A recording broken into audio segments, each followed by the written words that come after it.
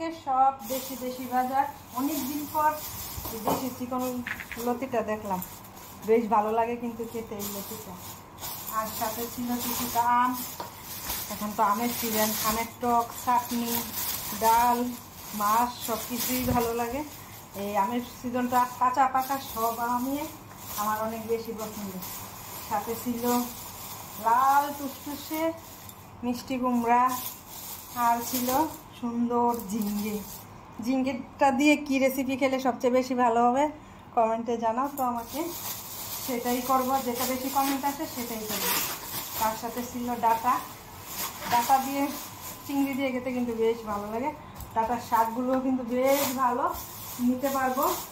সাথে ছিল আমার জন্য একটা ঢাব, সাথে ছিল দেশি পাট শাক, মিষ্টি পাট শাকটা কিন্তু এটা অনেক সময় কিন্তু তিতা পাট শাকও আছে, সেটা কিন্তু তিতা লাগে, আর এটা কিন্তু তিতা লাগে না। ডাল, ভর্তা, পায়েস যা ইচ্ছে তাই খাওয়া যাবে।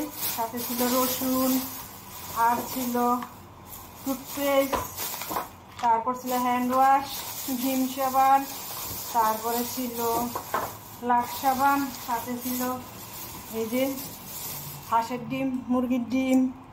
এই ছিল আজকের। দাম নাকি অনেক বেড়ে গেছে। হাঁসের ডিম, মুরগির ডিম দুটোই আনা হয়েছে, দুটোই আনা হয় বরাবরই।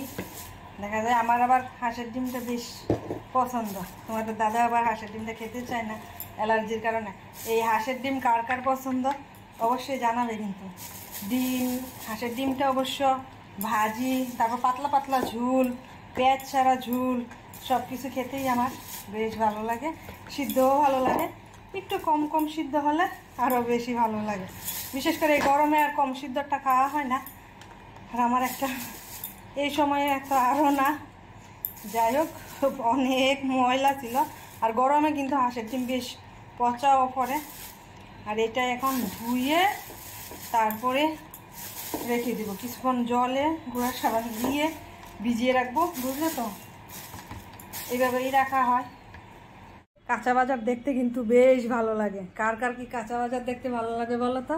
আমার কিন্তু বেশ ভালো লাগে কাঁচা বাজারগুলো দেখতে। অনেকটা সময় লাগলো আজকে শাক পাতা বাছতে বাছতে। ডিমটা দিয়ে নিলাম, আগেই প্রথমে দিয়েছি, জলটা হয়ে গেছে, এখন ফ্রিজে রেখে দিব। তার মধ্যে লতিটা তো বেছেই নিলাম, তার মধ্যে ডাটা বাছা, তারপর পাট শাক বাছা, ডাটা শাক কাটা, সব মিলিয়ে বেশ অনেকটা সময় লেগেছে। এটা আসলে কেউ বুঝে না, বুঝতে চায়ও না। সংসারের এই কাজগুলো কিন্তু অনেকটাই সময় লাগে। একটা ফাটা ডিম আছে, ফাটা ডিমটা এইখানটাই রাখি।